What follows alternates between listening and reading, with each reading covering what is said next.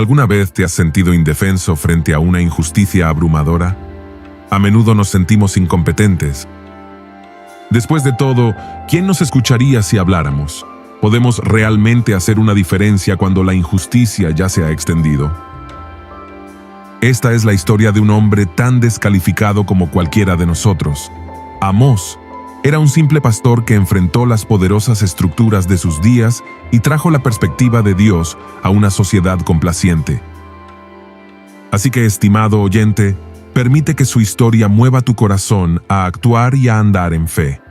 Si Dios pudo usarlo a él para impactar a su generación, por supuesto que puede usarte a ti para moldear la tuya.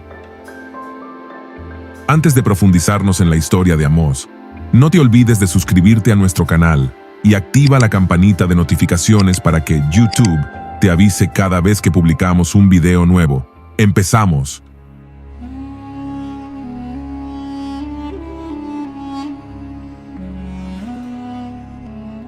Amós era de Tecoa, una villa ubicada a 16 kilómetros al sur de Jerusalén en Judá, Reino del Sur.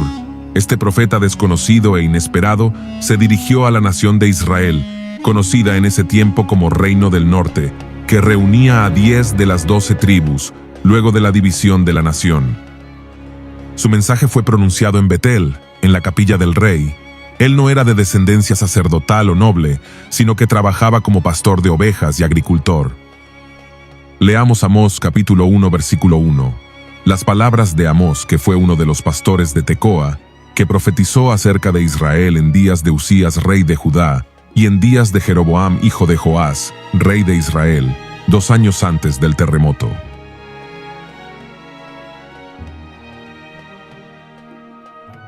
El Jeroboam aquí mencionado era, por cierto, Jeroboam II, rey de Israel o del Reino del Norte.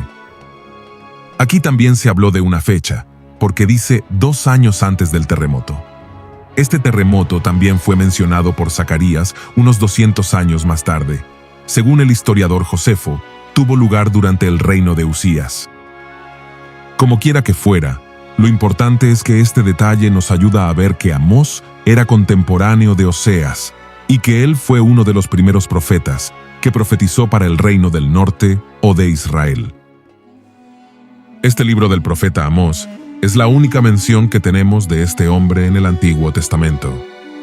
El primer y segundo libro de Reyes o el primer y segundo libro de Crónicas no mencionan a este profeta, y no debe confundirse con Amós, el padre del profeta Isaías. Ahora bien, el texto nos dice que Amós fue uno de los pastores de Tecoa. Parece que Amós no tuvo un entrenamiento teológico o profético formal, aunque había una escuela de profetas conocida como los hijos de los profetas en ese momento. Amós fue un hombre sencillo, un agricultor que había sido especialmente llamado al ministerio. Amós habló de su trasfondo y llamado en Amós, capítulo 7, versículos 14 y 15. Amós respondió a Amasías: «Yo no soy profeta ni hijo de profeta, sino que soy pastor y cultivo higos silvestres. Pero el Señor me sacó de detrás del rebaño y me dijo: Ve y profetiza a mi pueblo Israel». Amós usa una palabra poco común para describir su trabajo. En vez de llamarse un pastor, el hebreo antiguo literal llama a Amós un criador de ovejas. Amós probablemente escogió este título para hacer énfasis en que realmente era un pastor y que no decía pastor de manera simbólica y espiritual. La manera en que Dios usó a Amós nos recuerda la manera en que usó a los discípulos de Jesús, hombres comunes que trabajaban, usados para hacer grandes cosas por Dios. Ahora bien, Amasías pensaba que Amós era uno más de los profetas profesionales que abundaban en Israel, tanto el norte como el sur. Personas que vivían de profetizar en el nombre del Señor, que se hacían notar en los alrededores del templo y de los santuarios, y que vendían sus servicios al mejor postor. Por tanto, lo primero que hace Amós es desmentir esa idea. De ahí las palabras «no soy profeta», un profeta de esos, y añade «ni hijo de profeta». Esto último hace referencia a las escuelas de profetas que desde muy temprano existieron en Israel. Eran grupos posiblemente de jóvenes con ciertas inquietudes espirituales que quizás bajo la supervisión de un profeta se preparaban para este ministerio. Encontramos testimonio de ello en tiempos tan antiguos como los de Samuel. Es posible que Isaías también tuviese un grupo de estos discípulos a su alrededor. El problema estuvo en que muchos de estos hombres terminaban tomando este ministerio como un medio de vida, en el sentido de un negocio, profetizando al gusto de aquel que los había tomado a sueldo, e incluso adoptando costumbres cananeas para dar mayor veracidad a sus palabras.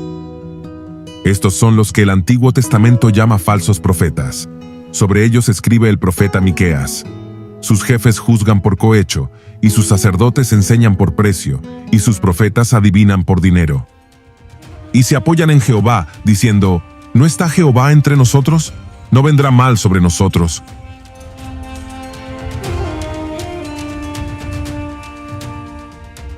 ¿Qué es lo que ellos, los gobernantes, los sacerdotes y los profetas tenían en común? La avaricia y la codicia. Ellos estaban haciendo todo esto por el provecho que podían obtener para sí mismos. No tomaron en consideración a Dios, como tampoco tomaron en cuenta o en consideración a los demás. Estaban dispuestos a pisotear a todo y todos con total de lograr sus propósitos. Entonces, no nos sorprenda que el profeta dijera que ellos estaban devorando al pueblo como caníbales. ¿Por qué? Por la avaricia y el amor al dinero. Amigo oyente, esa es probablemente la raíz del problema en muchos lugares. Cuando el liderazgo de una nación es perverso, no hay formas de gobierno que puedan dar buenos resultados, no importa cuál sea. Pero volvamos al caso de Amós. Después de desvincularse de esa clase de hombres, continúa diciendo: sino que soy pastor y cultivo higos silvestres. Podemos ver que Amós también se dedicaba a picar higos, una referencia al fruto del sicómoro, que necesitaba de una pequeña incisión para madurar correctamente. Ahora bien, ¿qué quería decir Amós con esto? Sencillamente que ya tenía una profesión, que no necesitaba dedicarse a profetizar para ganarse la vida. Si estaba allí, y además jugándose la vida, era porque estaba impulsado por una motivación más noble. ¿Cuál? El versículo 15 del capítulo 7 nos da la respuesta. Pero el Señor me sacó de detrás del rebaño y me dijo: ve y profetiza a mi pueblo Israel. Al contrario que otros muchos en Israel y Judá, él realizaba este ministerio por llamamiento divino.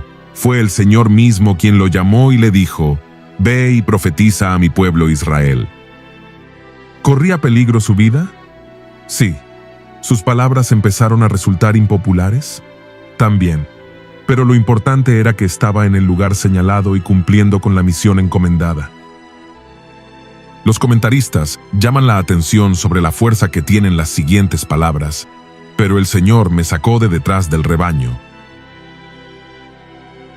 Me sacó se puede traducir como arrebatar, es decir, se trató de un llamado al cual no pudo resistir. Este llamado lo experimentó mientras estaba ocupado en su trabajo. Amós era un hombre valiente con un mensaje de Dios. El profeta no solo era desconocido cuando llegó a Betel, en el reino del norte o de Israel, sino que también es bastante desconocido en la actualidad. En realidad, deberíamos asociar al Amós de los tiempos bíblicos con Oseas, porque ambos profetas fueron contemporáneos y seguramente se conocieron entre sí. El mensaje de Oseas enfatizó el amor de Dios, pero presentando a un Dios de amor que también piensa juzgar, y Amós habló sobre la elevada e inflexible justicia de Dios que le lleva a juzgar el pecado. Es sorprendente observar que Amós tenía una apreciación mundial de la situación, una concepción global. Él primero habló a las naciones vecinas de Israel. Habló a los grandes poderes mundiales de aquel día, lo cual no constituyó un hecho nuevo o único. Más adelante otros profetas como Isaías, Jeremías, Ezequiel y Daniel también lo hicieron. Pero el método utilizado por los citados profetas fue el de hablar en primer lugar del juicio de Dios sobre la nación de Israel, y después, entonces, hablaron del juicio sobre las otras naciones. Ahora bien, Amós invirtió ese método. Él habló primero del juicio de Dios sobre las naciones vecinas y después del juicio de Dios sobre Israel. Cuando Amós habló primero en Betel, el santuario del rey, indicando que Dios iba a juzgar a Siria, Filistea, Fenicia, Edom, Amón y Moab, todos llenaron el santuario del rey. El profeta, en realidad, estaba reuniendo a gran cantidad de gente a su alrededor, porque a ellos les gustaba oír su predicación en cuanto a los pecados de los habitantes de Moab, porque de esa manera el profeta no estaba hablando de sus pecados como israelitas. Y hay muchas personas hoy a quienes agrada escuchar que el predicador condene los pecados ajenos actuales o de otros tiempos. Pero cualquier predicador que hable en contra de los pecados propios y actuales de sus oyentes se mete en problemas. Creemos que este hombre, Amós, hizo uso de mucha diplomacia al hablar primero de las otras naciones. Aunque era un predicador rural procedente de una zona desértica, se expresó con elocuencia y al leerle vemos que fue un gran orador. Ahora bien, después de hablar del juicio de Dios sobre las naciones vecinas, Amós denunció contra Israel de que había olvidado las bendiciones de Dios. Israel se volvió como sus opresores al imitar sus pecados. Asimismo, los israelitas se olvidaron del privilegio y la responsabilidad que tenían como pueblo de Dios, algo que los hacía merecedores del juicio divino, cuyo juicio sería mayor. La razón para un juicio más severo era bastante obvia. El privilegio siempre crea responsabilidad. A mayor luz de revelación que uno recibe, corresponde una mayor responsabilidad ante Dios. Es evidente que usted y yo, estimado oyente, somos más responsables ante Dios que aquellos a quienes les ha resultado imposible leer la Biblia y que no están escuchando en absoluto la palabra de Dios. Tenemos más responsabilidad que ellos.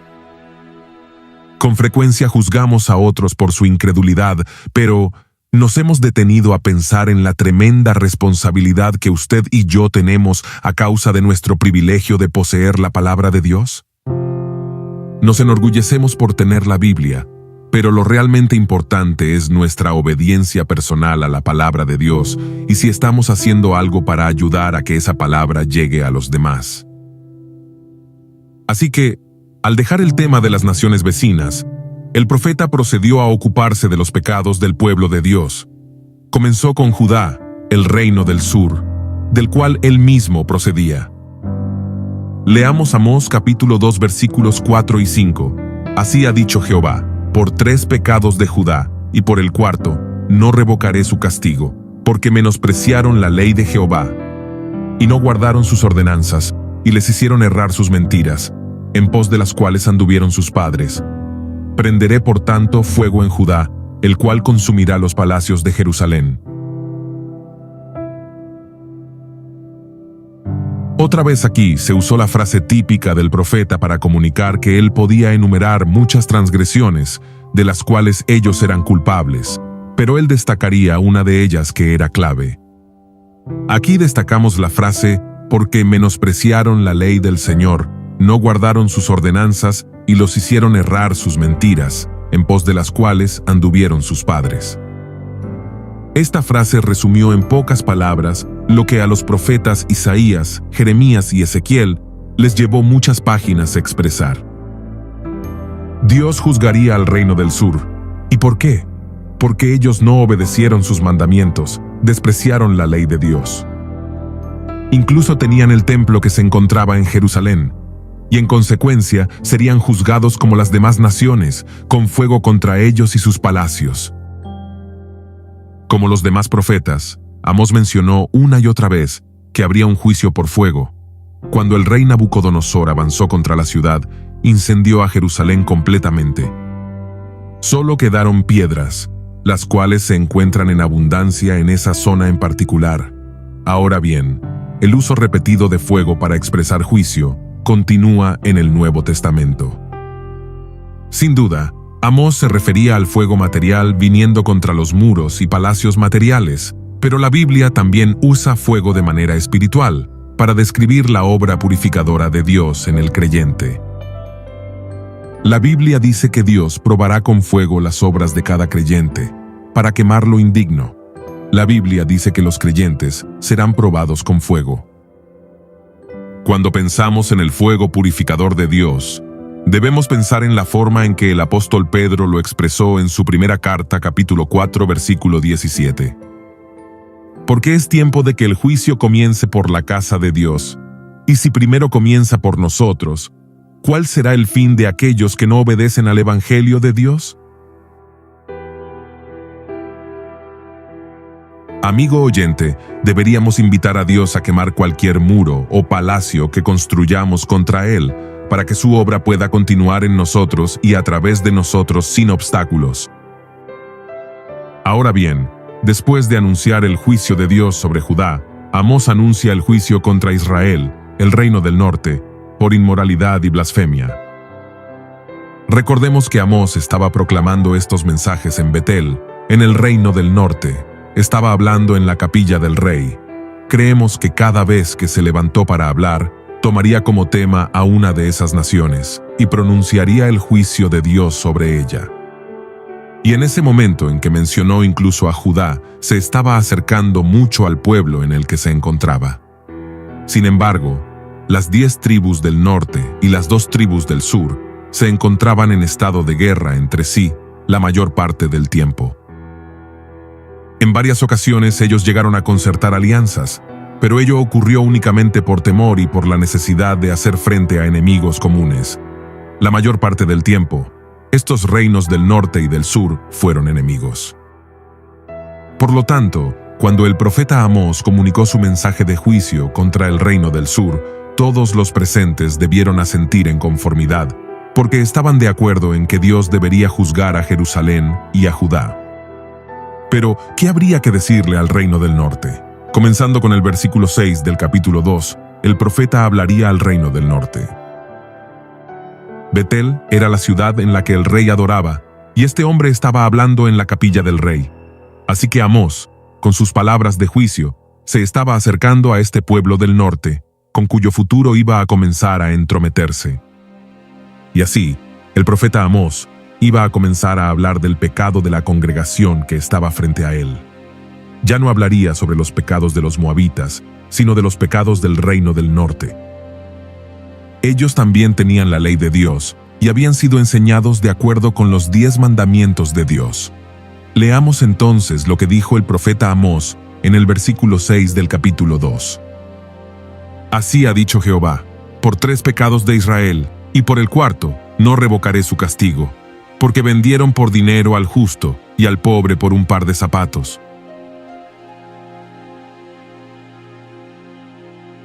Había más transgresiones que estas, y Amós las mencionaría. Iba a tratar el tema de la ley de Moisés. No hablaría de los 10 mandamientos, como lo hizo con Judá, sino que se ocuparía de las leyes de Moisés, que tenían que ver con la vida diaria de las personas.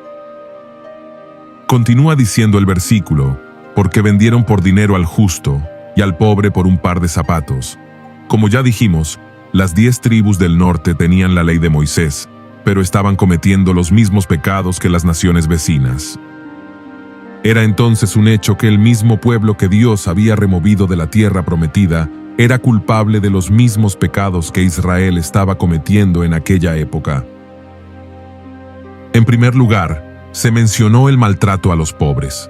Al leer este libro veremos que Amós tuvo mucho que decir sobre los pobres. En su capítulo 4, versículo 1 leemos: Oíd esta palabra, vacas de Basán, que estáis en el monte de Samaria, que oprimís a los pobres y quebrantáis a los menesterosos, que decís a vuestros señores: traed y beberemos.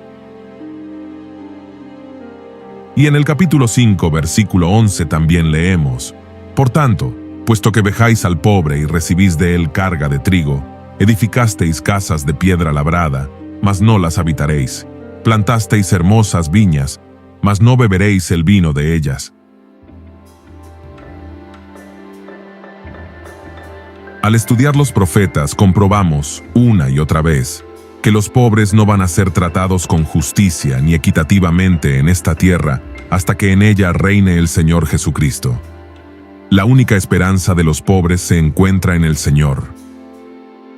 Muchos han prometido ocuparse de las clases sociales menos favorecidas, pero, una vez que tienen los medios para hacerlo, con frecuencia incumplen sus promesas y protegen únicamente sus privilegios. Por ello nos sentimos agradecidos de que haya alguien como el Señor Jesucristo que al fin traerá justicia para los pobres. Así que quedó claro que Dios juzgaría a esta nación aquí por tratar mal a los pobres. Él les había dado varias leyes sobre este tema y mencionaremos simplemente una, registrada en Deuteronomio capítulo 16, versículo 19. No tuerzas el derecho, no hagas acepción de personas, ni tomes soborno, porque el soborno ciega los ojos de los sabios y pervierte las palabras de los justos.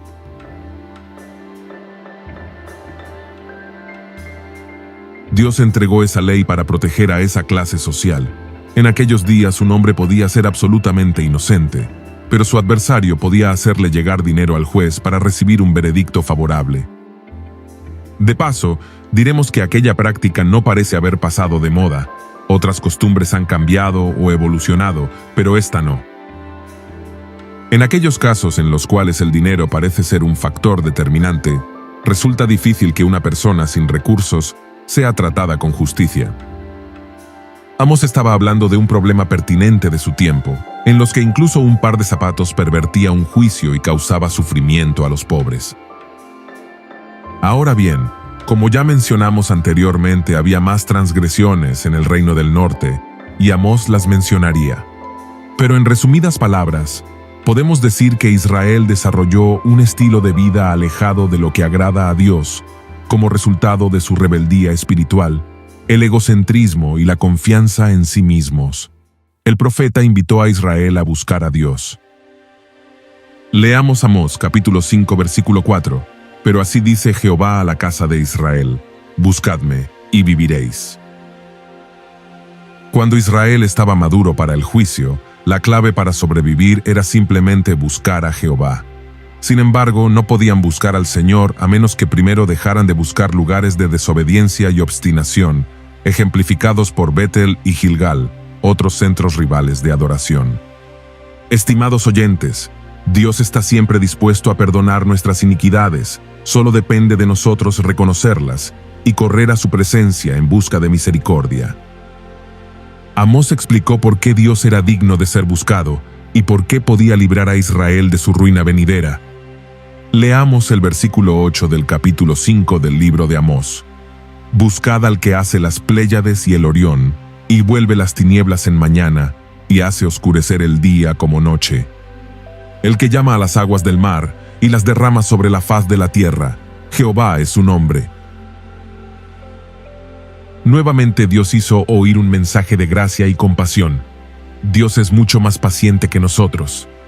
Hemos llegado a la conclusión que necesitamos aprender a ser pacientes y, con la ayuda del Espíritu Santo, observar el carácter de Dios, cuán sufrido y paciente es. Dice aquí: buscad al que hace las Pléyades y el Orión. Orión es una de las muchas constelaciones que podemos ver en el cielo y con la que la gente de aquella época estaba familiarizada. Y añadió el versículo 8: vuelve las tinieblas en mañana y hace oscurecer el día como noche, el que llama a las aguas del mar y las derrama sobre la faz de la tierra. Es decir, que Él es quien hace descender la lluvia. Es cierto que la lluvia está controlada por la ley de hidrodinámica, pero ¿quién hizo la ley de hidrodinámica? ¿Quién es el que saca el agua del océano y la concentra sobre las nubes, y desplaza esas nubes con el viento hasta que queden colocadas en el lugar adecuado, y después libera el agua que desciende en forma de lluvia? Estimado oyente, Dios es el que realiza esa actividad. El profeta Amós dijo: Jehová es su nombre. En efecto, el profeta le estaba diciendo al pueblo de Israel: os habéis entregado al culto a los ídolos, y vuestra vida no honra a vuestra profesión de fe en el Dios vivo, el Dios creador. Amigo oyente, en el mundo no encontrarás lo que tu alma realmente desea. Busca a Dios y vivirás. Voltéate y lo encontrarás con los brazos abiertos diciéndote: venid a mí todos los que estáis trabajados y cargados, y yo os haré descansar. Sí, quien hizo las estrellas que anuncian la mañana y la noche, la primavera y el invierno, quien vuelve las tinieblas en mañanas te invita y te espera. Él es la respuesta, Él es el camino, Él es la verdad y la vida. Si lo tienes a Él, lo tienes todo. Ahora bien, desafortunadamente el rechazo por parte de Israel para con Dios fue firme. Finalmente, Amós apunta a la persecución que experimentan los siervos del Señor, cuando relata las dificultades que vivió por las acusaciones del sacerdote Amasías. Leamos Amós capítulo 7 versículos 10 y 13. Entonces el sacerdote, Amasías de Betel, envió a decir a Jeroboam, rey de Israel: Amós se ha levantado contra ti en medio de la casa de Israel. La tierra no puede sufrir todas sus palabras. Porque así ha dicho Amós: Jeroboam morirá a espada, e Israel será llevado de su tierra en cautiverio. Y Amasías dijo a Amós: Vidente, vete, huye a tierra de Judá, y come allá tu pan, y profetiza allá, y no profetices más en Betel, porque es santuario del rey y capital del reino. El lugar desde el cual Amós estaba predicando no era cualquier ciudad o pueblo de Israel. Era el principal santuario del país, Betel, donde se adoraba a Dios bajo la forma de un becerro. Este lugar era sin duda una gran plataforma para expandir su mensaje. Esto por dos motivos. En primer lugar, por lo variado de su auditorio. Hasta allí acudían gentes de todos los rincones del país, de las ciudades importantes o de las pequeñas aldeas, pero también pobres y ricos. No olvidemos que allí acudía el rey a adorar y tenía una residencia temporal. De ahí la frase, santuario del rey y capital del reino. En segundo lugar, este auditorio se renovaba constantemente. El peregrino que acudía a Betel probablemente no estaba más de 2 o 3 días, incluso menos, y su lugar era ocupado por otra persona. Siempre habían personas nuevas escuchando al profeta. Las posibilidades de que su mensaje se extendiera como la pólvora eran muchas, y esto empezó a incomodar especialmente a las autoridades religiosas. ¿Por qué? Pues porque aquella predicación, en primer lugar, denunciaba la falsedad de la religión estatal, que a pesar de lo hermoso y elaborado del culto que tenían, en realidad Dios no estaba con ellos como predicaban, sino contra ellos. En segundo lugar, ponía en peligro la posición de privilegio que gozaban ante las autoridades y ante el pueblo como mediadores entre el hombre y Dios. En tercer lugar, ponía en evidencia cómo se habían amoldado al sistema y cómo en realidad justificaban la injusticia. Los intereses económicos y personales podían más que la verdad de Dios. Así que, como mucho más tarde sucedió también con nuestro Señor Jesucristo, como sucedió con los apóstoles, y como sucede con la Iglesia de Dios y los creyentes cuando somos fieles al mensaje, la oposición no tardó en aparecer. En este caso estuvo encarnada por Amasías. Este era un hombre malo, porque es identificado como sacerdote de Betel, que fue uno de los centros de adoración idólatra. Él envió un mensaje a Jeroboam, rey de Israel, quien era un rey exitoso según estándares mundanos, pero un rey malo ante Dios. Amasías envolvió al profeta en una conspiración para desprestigiar al rey Jeroboam y a la gente de Israel. Él también dijo que el mensaje de Amós era demasiado duro, la tierra no puede sufrir todas sus palabras y que Jeroboam morirá a espada. Fue cierto que Amós había dicho algo sobre la espada y sobre Jeroboam, pero el profeta no había dicho que Jeroboam personalmente moriría por herida de espada. El sacerdote Amasías era un político eclesiástico que estaba tergiversando la verdad, y esa es la peor clase de mentira. Cierto autor dijo: sacerdotes contratados de esta clase siempre han sido el gran enemigo de los verdaderos profetas de Dios. Y cuando no pudieron traer ninguna acusación de falsa doctrina o inmoralidad contra ellos, les han acusado de conspirar contra el gobierno porque han predicado contra el pecado. Ellos les han acusado de instar insurrección entre el pueblo. Y también podemos ver que Amasías, con un sarcasmo hiriente, intentando ridiculizarle, y con una actitud condescendiente le dijo a Amós: vidente, vete, huye a tierra de Judá, y come allá tu pan, y profetiza allá, y no profetices más en Betel, porque es santuario del rey y capital del reino. En realidad le estaba diciendo: ¿quién te dijo que eras un predicador? ¿Dónde está tu título? ¿A qué escuela fuiste? ¿Quién te ordenó para el ministerio? ¿Dónde predicabas antes de venir aquí? Vete de aquí, vidente. Y así le dijo, con otras palabras, que se perdiera de vista. Y después Amasías añadió: «Come allá tu pan». Aquí estaba insinuando a Amós que el profeta lo hacía simplemente por dinero y que no le quería ver más por allí. Estimado oyente, queremos que usted escuche la respuesta que este gran profeta de Dios presentó, este hombre que predicó la justicia de Dios y el juicio de Dios. Hubo quienes lo consideraron como un profeta ardiente como el fuego, pero observemos qué gentil y cortés realmente fue. Leamos los versículos 14 y 15. Entonces respondió Amós, y dijo a Amasías: «No soy profeta, ni soy hijo de profeta, sino que soy boyero, y recojo higos silvestres. Y Jehová me tomó de detrás del ganado, y me dijo: Ve y profetiza a mi pueblo Israel».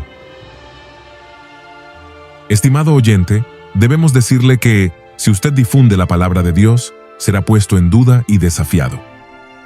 Amós fue un hombre de Dios que proclamó el mensaje de Dios. Simplemente por el hecho de que el pueblo de Israel practicaba una religiosidad superficial, no garantizó que Dios no los juzgaría por sus pecados. Debido a que los israelitas rechazaron la ley divina, especialmente en sus engaños, robos y violencia y oposición contra los pobres, Dios les dijo que Él despreciaba sus días de fiesta.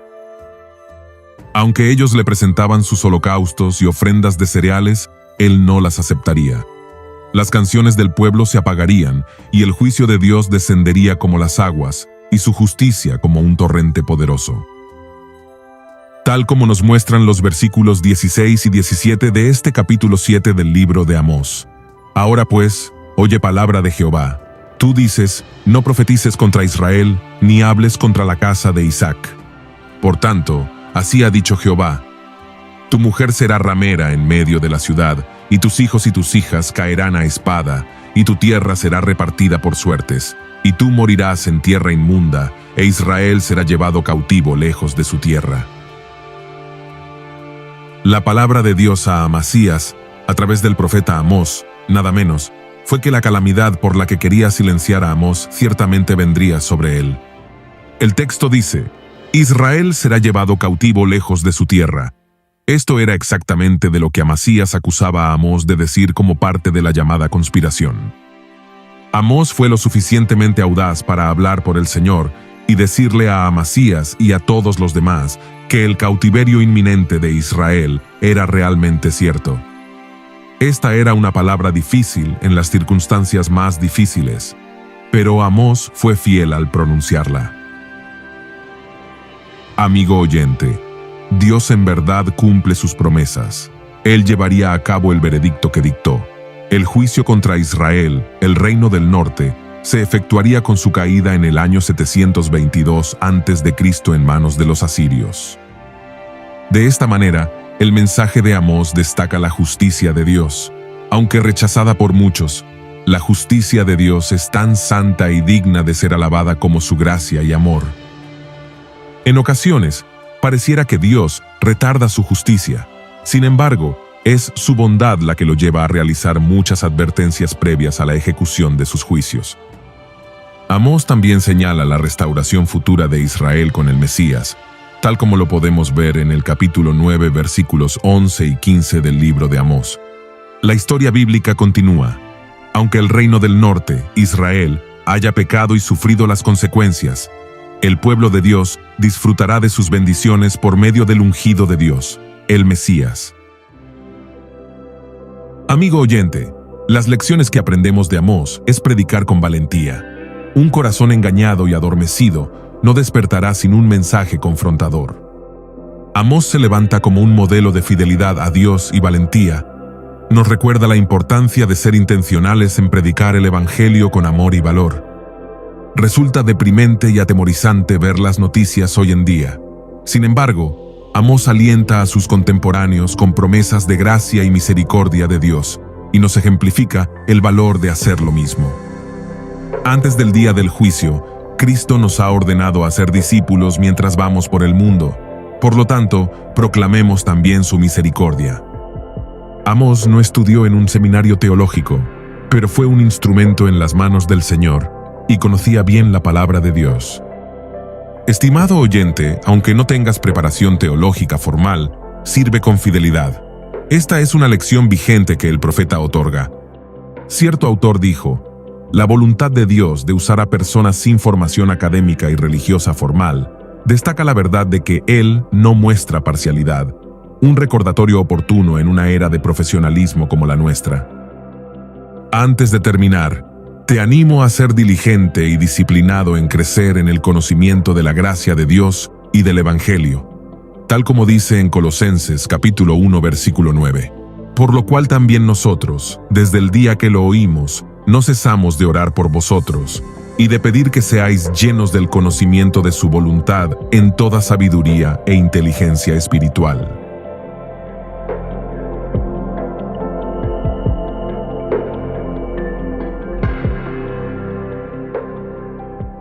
Y así llegamos al final de este video. Gracias por ser parte de nuestro canal. Dios te bendiga grandemente. Hasta un próximo video.